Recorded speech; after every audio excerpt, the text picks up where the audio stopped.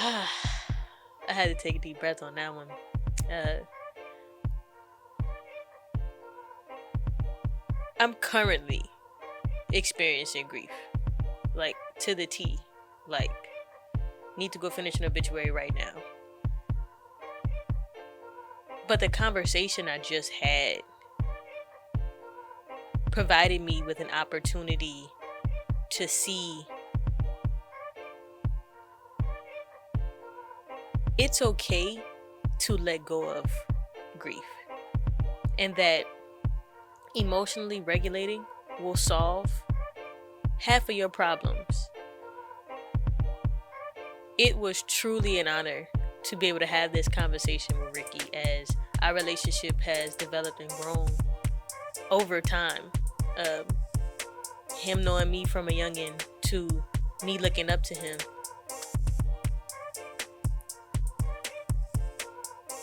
This conversation about grief definitely showed me some things about myself that I didn't know. I can put in the context what it means, but I can put in the context what it feels like.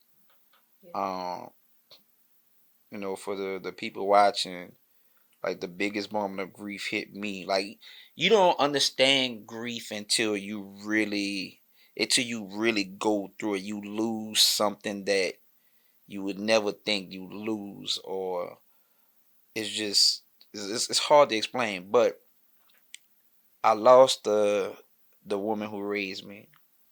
Um, I was adopted. My great aunt took me in when I was 6 months old, and so I grew up. They nurtured me, they raised me. They wasn't rich by any stretch. I didn't have a lot, but I had what I needed, and they instilled core values in me. Her name was Bertha, and her husband's name was Felton, and they instilled a lot of core values. A lot of those values I used to, try to like instill in the y'all, how to move and respect and all this other kind of stuff or whatever, and just how I presented myself. Like, I was always dressed up Yeah. at work, and we were in art class, and I'm still, bow Bow tie ties, and everything. Yeah, dress yeah. pants and Sharp as a everything. tack. But I got that from them, just being uh just putting yourself in out there to command respect in a sense. Yeah. you know but February 2021, she passed away. It's like right after the COVID thing, and I had just talked to her. She was in like a transitional facility from dealing with COVID and stuff like that. And when it happened, I was like, man, no, it didn't. Like, I just talked to her. Like, this is crazy. This is not happening. Yeah. And when it happened, I got so overwhelmed. Like, I felt hot. Going back to like what it felt like. I got Yeah. hot. Like, the walls was like closing in on me. I couldn't breathe. I was just crying profusely, and it was just a overwhelming feeling of like hopelessness. Like, I can't believe this is happening. And so going forward, I had to personally like find different outlets to help me like navigate dealing with grief. And one of those was like riding motorcycles. Like, I would just get out and I would just ride. But when she passed, like, I just started like striking out across the country. Yeah. Like, went to California, went to Key West, went to Canada and stuff like that. Yeah. And I would bring her. How we do in the city, we got the memorial shirts with the face and stuff on it, and I Yeah. would bring that shirt with me everywhere I go and talk to her like on these trips because I can't pick up the phone. But that was my way of like dealing with it. And so I'm still dealing with, like, it's crazy. Like, when I talk about it, I start feeling like dang, like this it's never ending, and it's like Yeah. waves. Yeah. That's the best way I can explain it to people what grief feels like. It comes and it goes, and it's really high and it's really low, and it goes back up and it goes back down, but it never really just like settles. It's never really still. Yeah. You good or you in the dumps. Yeah. You know, it's just I don't know, man. Oof. Yeah. It's tough. I'm glad you talk about. I'm glad you wanted to describe the feeling. I think I get caught in conceptualizing and trying to place words that make the feeling tangible Mm-hmm. without you having to experience it. But I haven't been discussing the numbness that's come with grief that I've been processing through. Like like we said off camera, we did just lose our great grandfather. Mm-hmm. We were super close. Me and him were. Um, and I happened to not even be in town. And it was Mm-hmm. like I remember crying, and then there was just a numbness. It was just over. And you mentioned a remembrance of some sort. Like you know that the person's gone, and you know that the thing is gone, but it it doesn't trigger the memory in the same way. It's not Mm-hmm. in the active memory. It feels like it's somewhere toward the back. And when you think about it again and you sit with it, you're like, damn, I'm just realizing. No, it's just a remembrance, and I think that people don't talk about that enough either. Where it's like, oh shit, like damn, we really are gone. Right. And you just remembered it again, and it's sometimes you even go through all the wave of emotions again in You that split second. right, and that's that wave. You I didn't know you were adopted. Did Yeah. you did you ever did you ever feel like you grieved your paternal parents? No. Yeah. Nah. I longed for a good relationship, Yeah. like from them, because like I can pick up the phone and call them right now, but we just never got to that point where we like I don't think, and they both still alive, my dad and my mom, but I don't think like when they pass, it'll feel like Yeah. them, like Bertha, like Yeah. that was just just a whole nother.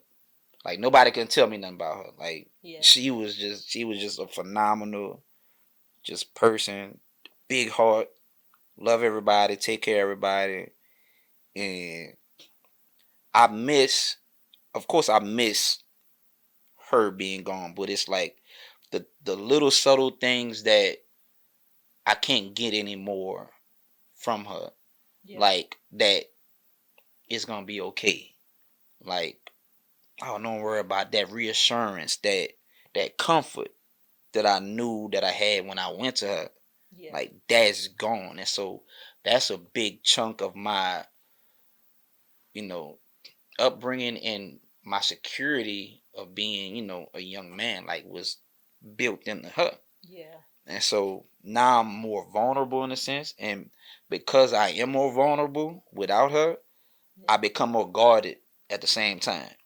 Yeah. Like I don't let people in because I don't have that person right there, that rock Yeah. right next to me. So it's just kind of like, Do you feel like you've grown in vulnerability, but your discernment has also become firmer? yeah, Where it's like I'm an open book if we're on the same wavelength and I see you can yes, handle this amount of weight yes, from me. yeah, Honestly, just handle that vulnerability in general and not misuse it.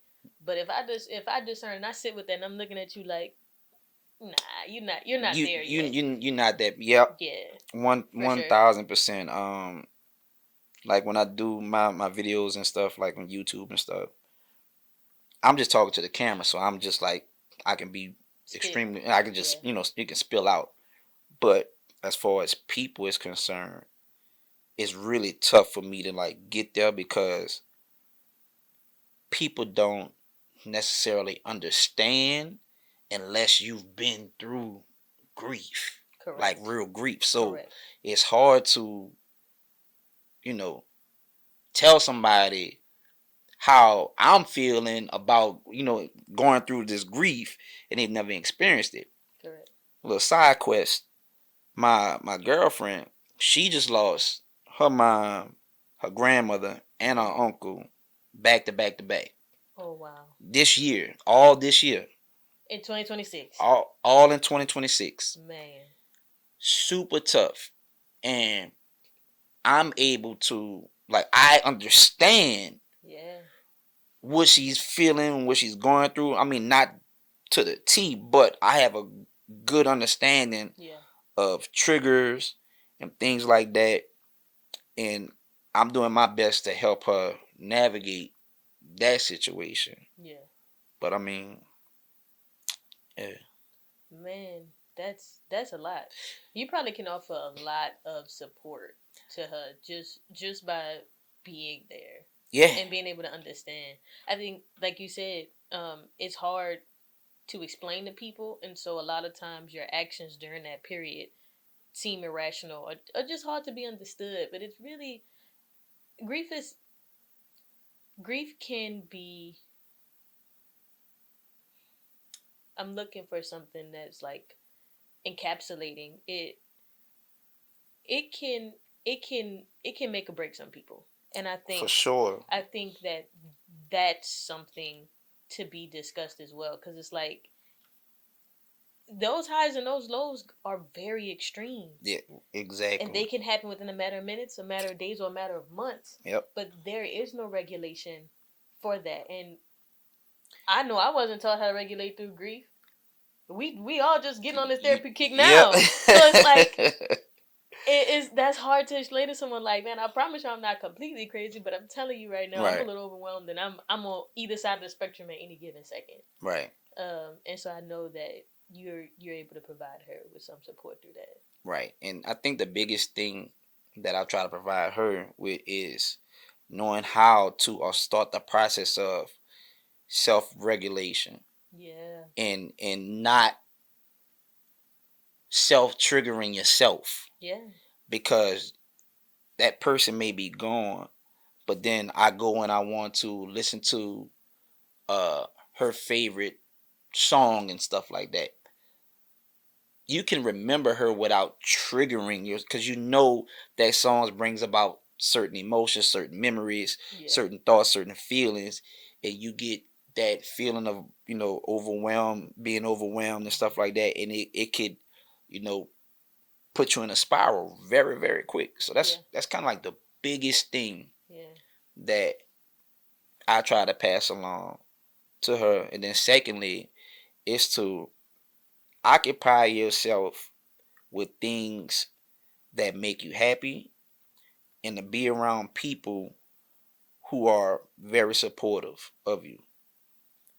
And when I went through my time of grief, like I had really strong, like, homeboys that were just like, I can pick up the phone and I can call them and not feel judged if I start crying, Yeah. or if I seem like I'm rambling I'm all over the place, because most times people don't have an outlet, and it'll not having an outlet could lead to, like, destructive habits. Like, I know people, they just start drinking. They start drinking and pain away, or Yeah. drugs, or whatever, doing destructive behaviors. And so having a positive outlet and positive people around you, and knowing when to self-regulate and how to self-regulate, I think is key. Yeah. I You spoke about half the problem.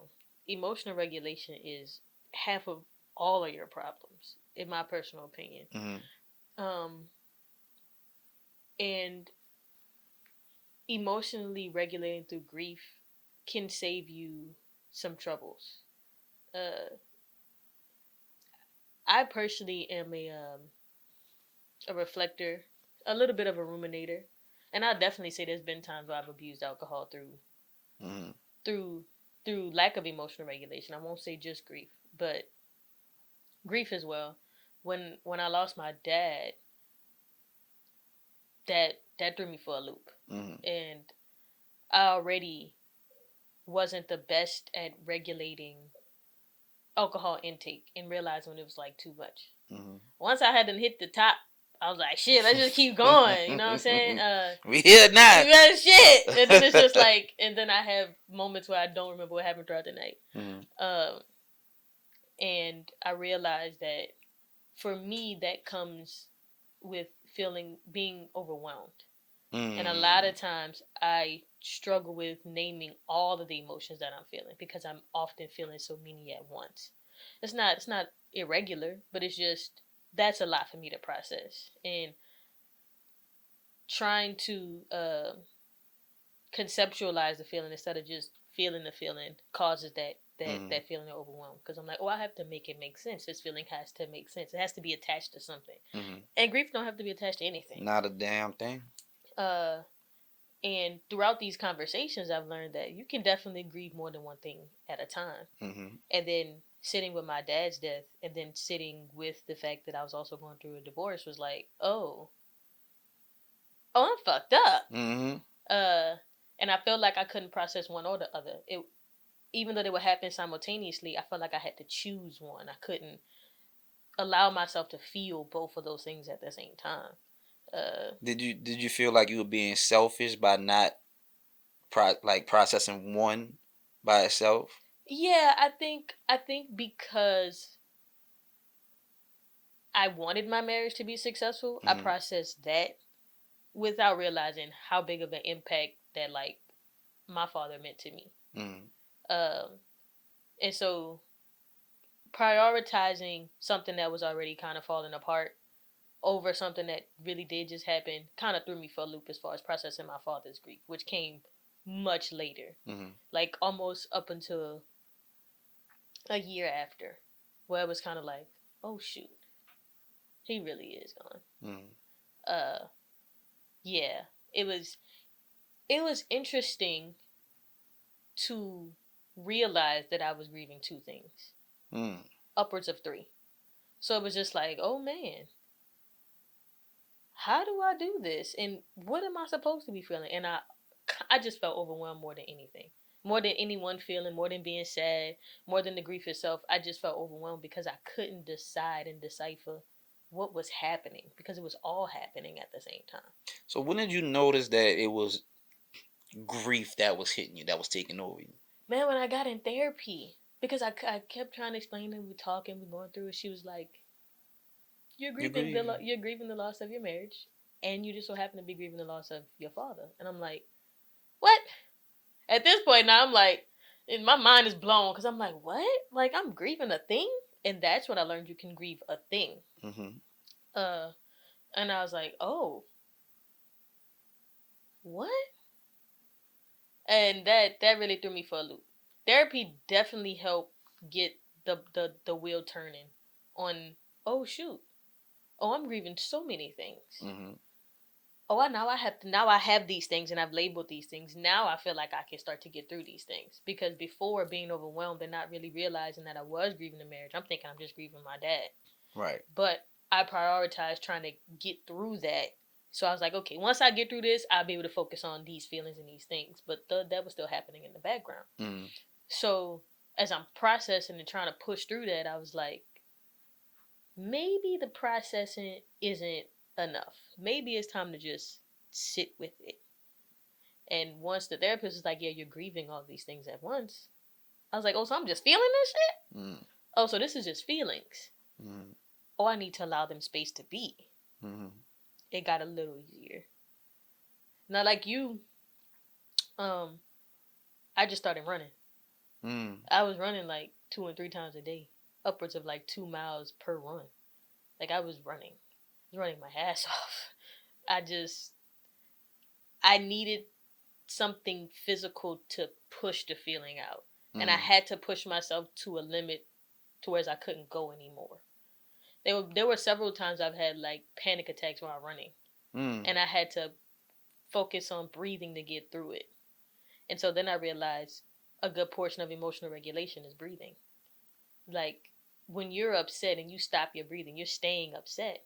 You have to focus on that breath. You have to get yourself back to that so you can get back to your homeostasis, man. You got to stay at peace to get halfway through the problems, because there's going to be problems. Problems going to rise no matter what. Right. But like I said, I really do think that emotional regulation is half of the problem. Because if I can just get myself to feel a little different about it, or at least accept it and be in it, I feel like half of it's already done. Now at that point, it's just taking the proper steps in the process to attack the challenge or the problem. Right. Yeah, and when you talked about driving that far, I instantly resonated with that. What were you experiencing on those drives? Like you said, you talked to her a little bit. Like what else did those rides do for you? Um, it allowed me space and opportunity to process it. It allowed me to connect with the higher power, the man upstairs, in a different way. Um, it allowed me to know that things were going to be okay in a sense. Uh, and like you, when you're saying like pushing yourself, I was pushing myself almost, this may sound like weird, but like almost to the fact like I wanted something to happen. I agree. You get what I'm saying? No, I Like understand. I'm going to push myself, and like if something, it just is what it is. Like I don't care, Yeah. you know. But Yeah. then I push myself so far, and then I'm like, oh, I'm good. Mhm. Okay, I'm gonna do it again. Yeah. Exactly. And Exactly. then I'm going here and I'm going there. But yeah, it really allowed me time to just to sit with those emotions, sit with those thoughts, those feelings and stuff like that. And I'm just taking everything in, because when you're riding a motorcycle, you have to be aware of everything. You're looking at everything, you're smelling everything, you're feeling everything, the wind, the rain, the cold, the heat, you the visuals of the mountains and trees and rivers and just the desert highway. You your senses are just out there, like on in a sense like spidey senses, like you're Yeah. feeling everything. Everything feels heightened. Yeah, everything feels heightened. So dealing with that, I'm able to like feel so much. And then I guess for me, that's where I got to the point where like I was gonna be okay, because I was feeling so much of the road, the environment, nature, um, and in this case like Mother Nature, and I was connecting that with my mind.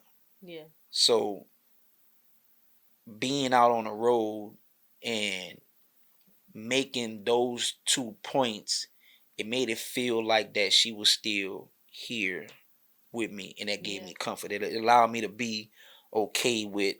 I'm never gonna be okay with her being gone, but Right. I'm able to Accept it deal at with the it very and bare accept minimum. it. At the very least. Yeah. And there was one time I was out riding, and I was in South Dakota, and there's this huge, like 50, 60 foot statue of this Indian woman, and she has this big like shawl, and she's like standing out, and she's just looking over the highway. Like you can like drive up to it, but it faces kind of like looking over the interstate. And I'm just thinking, I'm like, man, this lady is really just sitting up here watching over everybody that's coming by with her. And I just had a moment, like I was just thinking about my mom, and a couple of tears started coming down, and I got overwhelmed. Yeah. And as soon as I started crying, like, because in my mind, like I'm saying, like I'm having these conversations, like, man, I miss you so much, blah, blah, blah. Tears are rolling. I kid you not. It was overcast. It was smoke in the air. Said wildfire is not too far. Mhm. So it was very, very, very cloudy. I swear on everything I know and love, a literal circle opened up in the sky, Mhm. and a beam of light came down. Wow. And I really lost it at that point. Like I'm like, oh No, my god, that's thanks. it, that's it. This is too much. Oh Like shit. it, like I went ballistic, but like it was just like I feel you, like I really feel your presence, like right here, Yeah. and that was to me her sign of letting me know that you're okay, I'm okay, and so that gave me like a lot more peace.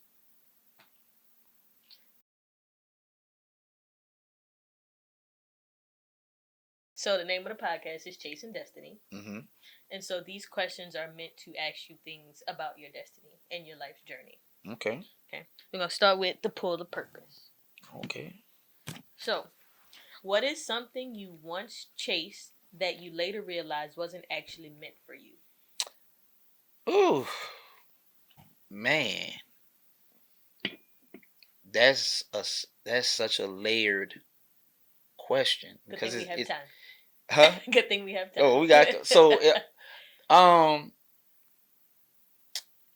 like early I would say I chased uh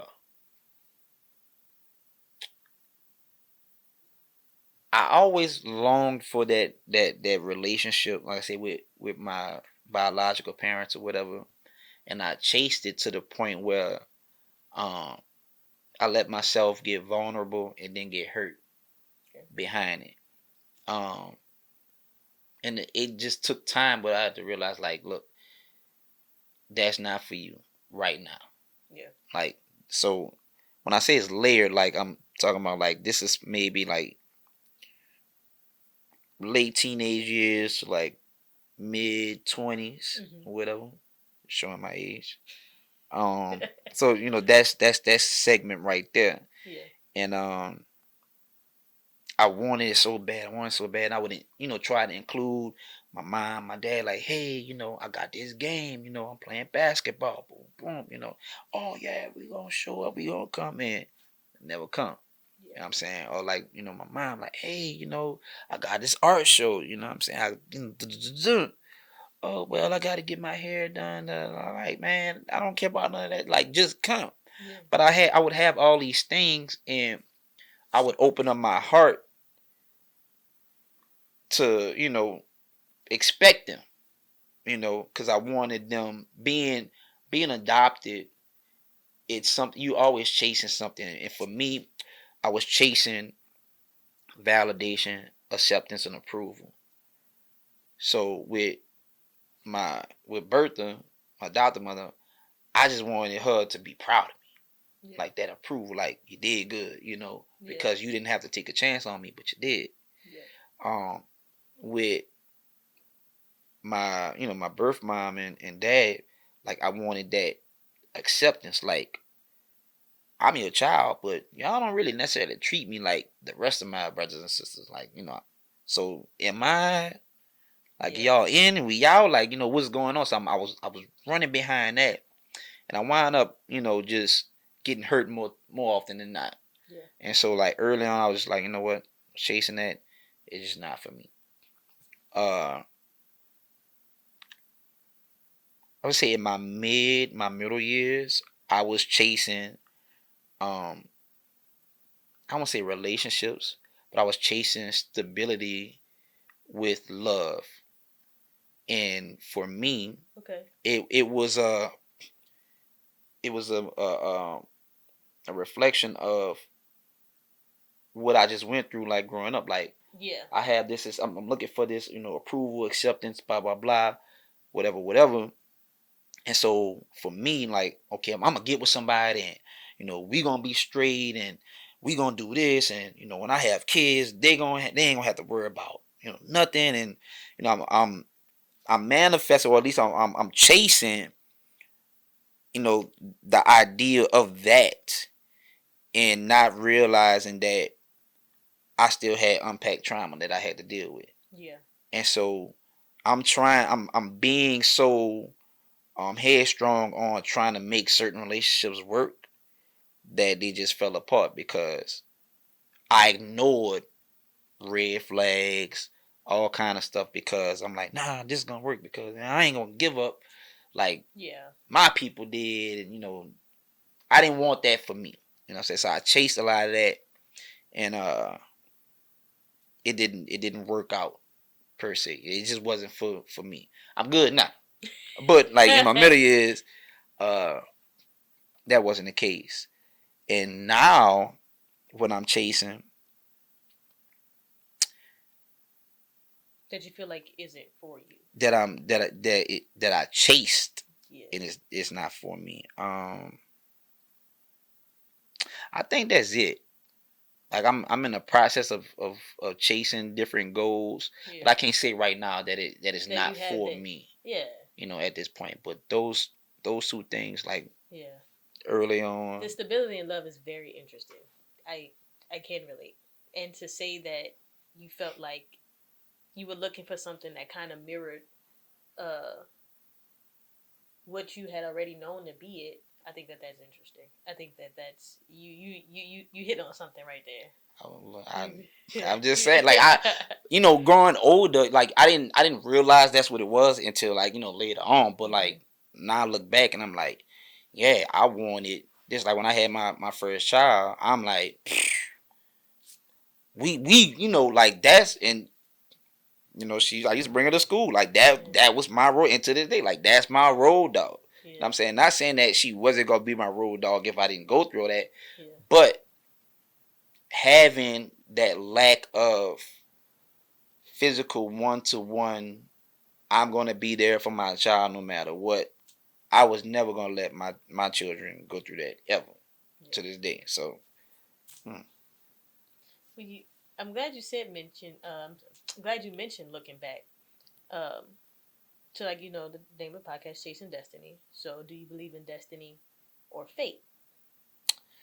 ooh, do I believe in destiny or fate?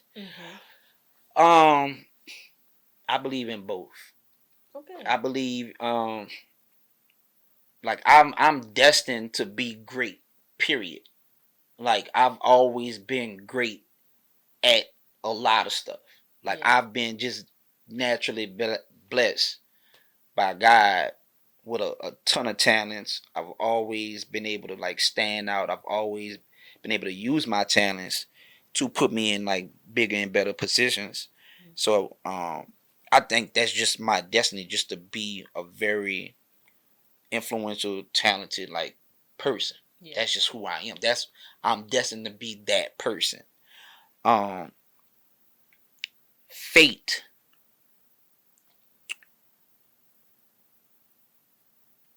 Mm, That's the one. that is the one. That's the one I feel like people get tripped up on. Because I think so. I say both of them, and thinking about the question again, I think destiny. Like, oh, let me cook real quick. Okay. Destiny is the journey. Fate is the end result. Oh, that's cool. So me being a creative person, whatever, like that is my journey. I've always done this. I've been this person, whatever, whatever. Would I ultimately become my final form is my fate. Yeah. I mean, I think that that's an amazing way to spin that, especially because destiny being, like your co-creation, you have the power to create what your life and your purpose can be. Whereas fate seems predetermined, like you're walking into it, like it's gonna be there no matter what you do. Like you don't have a say so in it. I think that that's cool that you put them together. I think there's a healthy balance between both, but I'm a little biased because my name is Destiny, right? I can see how people often get them confused as if they are the same thing. But Destiny seems a little more autonomous, where it's like you are a part of this co-creation of it. It's not just already predetermined. You're not making these steps aimlessly. No matter what you do, it's always going to end that way. I don't believe that. But I like how you gave us that visual pathway. Like destiny is the pathway to the fate. I like that. That's cool. So with that being said, would you rather truth or peace? Truth. Why? Knowing the truth will ultimately provide me with peace. It may hurt in the beginning, but I need it out the way. I need to know, um, so I can grow and I can ultimately do things that will bring me peace. Uh, it's a terrible feeling knowing something is off, Yeah. or knowing that, or there's uncertainty, Yeah. and people just lying to you, whatever. Yeah. Nah, we all have like that internal like gut compass. Yeah. So I need that truth. That truth gonna lead me to peace. I couldn't have said it any better. But what's funny is I always make the little comment like I could have went my whole life without knowing that. Yeah. So it's like I'm on the borderline of just choosing peace because ignorance is truly bliss. It's like, look, bruh, what I don't know truly don't hurt me. But I agree with you. Now that I have a better sense of my emotional regulation, I'm kind of like, yeah, just tell me the truth. Like I'll I find my will peace. I can get to my peace, but tell me the truth. so and then for me, I need the truth because I need to know it. Knowing, I need to know people's true feelings, intentions, and thoughts, Mm-hmm. because how I am at this stage of my life, my circle has gotten extremely small. And it wasn't necessarily big to begin with, but it's very, very, very small. And so I only deal with people who literally um are truthful Yeah. and transparent and open and honest. And we can have like difficult conversations and uncomfortable conversations. Yeah. But that uncomfortable conversation that me and you having ultimately is gonna bring both of us peace. Whether, as opposed to you just, Mm-hmm. I don't really like how Yeah. and just, but I ain't gonna say nothing. Yeah. But you have that, you internally, you're not feeling, you know, the way you need to be feeling. Like it's just Yeah. off, and eventually it'll come to a head. Yeah. Just how it's gonna come to a head is the issue. It's true. Maybe even some clarity in there. Which brings me to the next set of Uh oh. questions. These are confess, reflect, and redirect. Hmm. All right. Mm-hmm. You heard the names now. Confess, Reflect, reflect, and redirect. redirect. So these questions are meant to get you to open up about something, think deeply on that thing, and then tell us where you're gonna go after having thought about the question. So, what is something you avoided for a long time that you knew deep down you needed to face?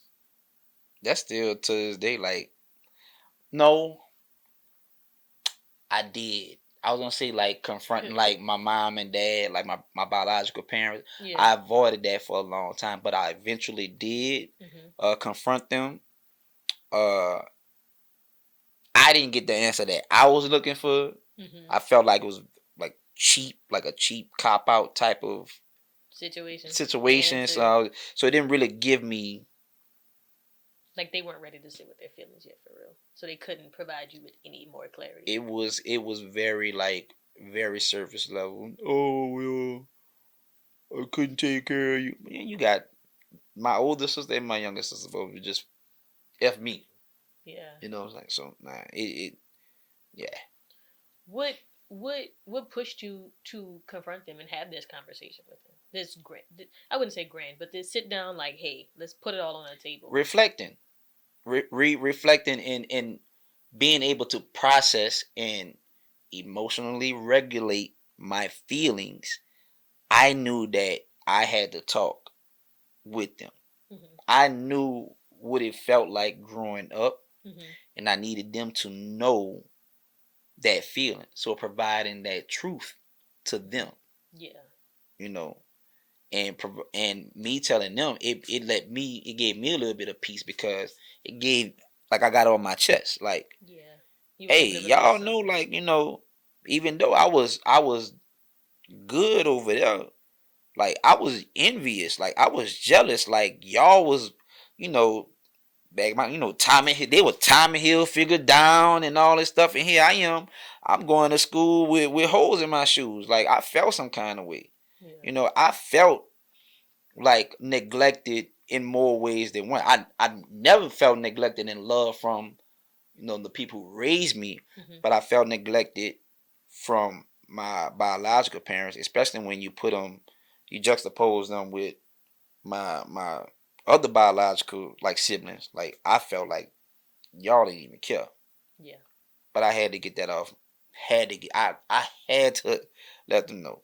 and that brought me some peace. How was how did facing them change the way you move through life today? How did that affect you? Um, Getting that off my chest, it allowed me to.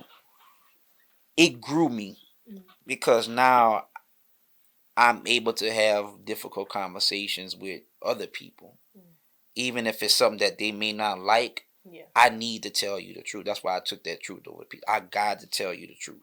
Yeah. Like that's become a core like trait of mine. Even with my girlfriend, like she would tell me a story. Well, what do you think? And she wants me to side with her. Now, granted, we in public. I'm gonna side. I got you. Like we locked in. We at home. You know you're wrong. That was wrong.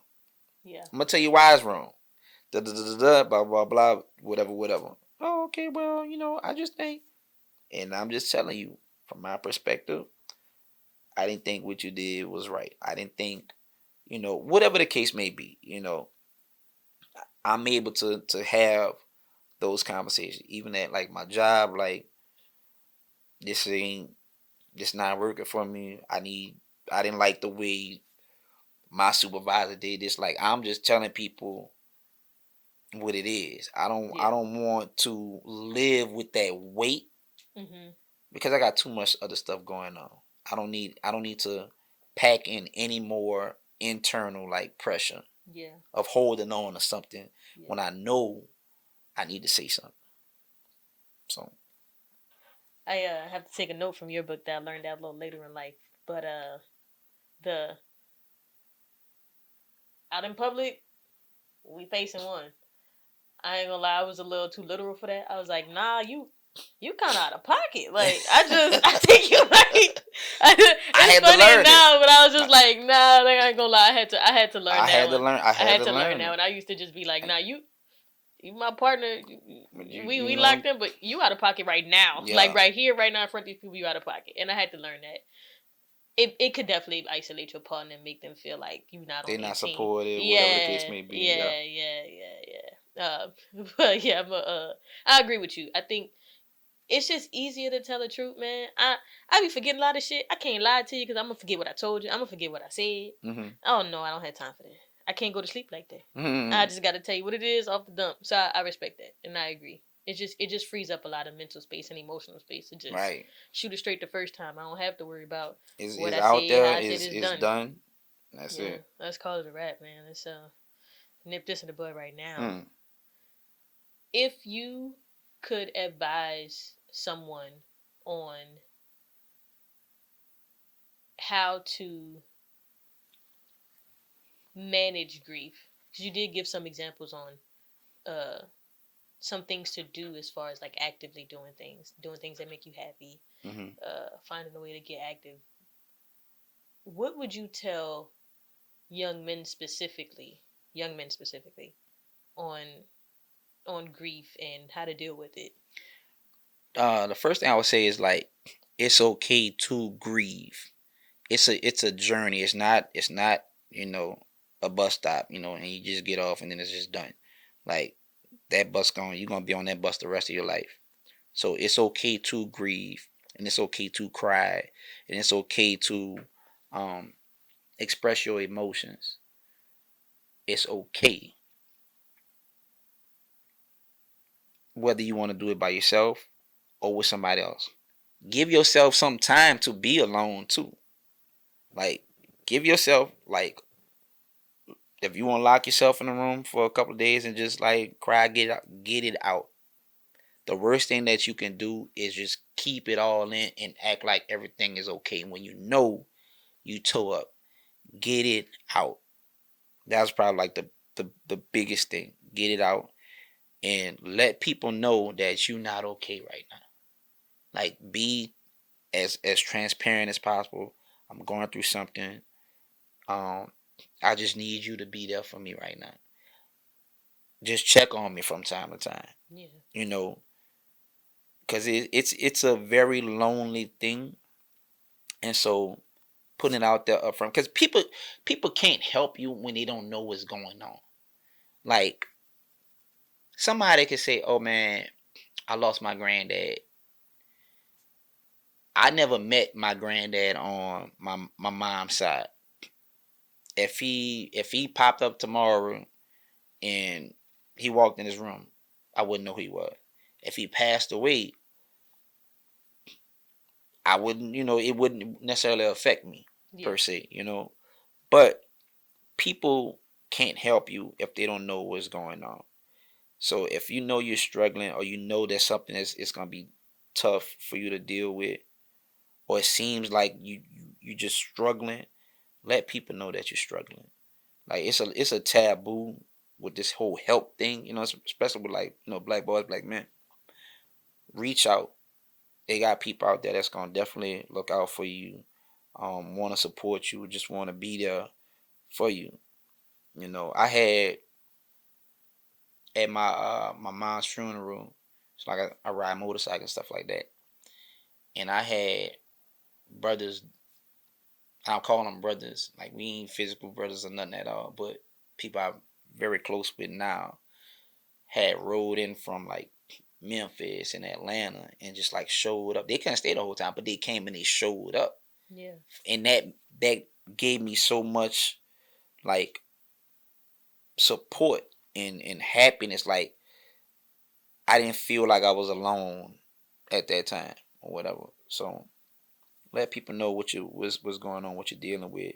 Cry, get it out, express yourself, and if you need to be alone for a while, be alone. But don't let it consume you. Grief is something that will eat you alive if you allow it to. If Yeah. you allow grief to take over, it will eat your soul. And I felt like it was happening to me at one point. Like, Yeah. I was just, like, crying hard every single day. Like, I couldn't breathe. I was self triggering. Yeah. Didn't know it, but I was self triggering. I'm just like, man, Yeah. looking at pictures and, just going playing old videos and all this stuff. And I'm Yeah. just like, I'm torturing myself, not knowing what I'm doing. Like, I'm Yeah. just in this loop, Yeah. and I couldn't get out of it. And so eventually I caught a hold to what was going on, and I took steps that I thought at the time would help me, like, process and get through what I needed to get through. Yeah. I appreciate you being able to say grief can really take you under, because it made me think about Erica Badu Bag Lady. Like, you can't hurry up, you have too much stuff. Mm, We often clench our hands thinking that holding on to the thing is what's important, but releasing the thing is just as, if not more than, of importance to be able to continue moving mm-hmm. forward. And I can't agree with you anymore. Like, if you keep a hold on it too long, it will drag you down. It will sink you, like the Titanic hitting the glacier. Man, I mean, bad. And I think for most people, when they turn to, like destructive behaviors or whatever, they trying to hold on so tight because they can't come to terms with what actually happened. They're in a state of shock, a state of disbelief, and so they're trying to escape what is happening, and then they do, certain things to deal with it. Whereas, like, realizing what's happening, reflecting on it, um, finding ways to breathe and process will help you out, going forward. But it's great to seek people who's lost somebody significant to them. I hope nobody ever lose somebody significant, but it's inevitable Yeah. because life is literally a terminal illness. Like, everybody gonna die. Yeah. Like, it's Yeah. it's gonna happen. And so yeah, being able to find somebody who has dealt with that is big. Good. We're gonna stop right there. That was perfect. That was a great talk. How you feel about it? I'm just like, like, I don't want to get emotional, goddamn. Shit.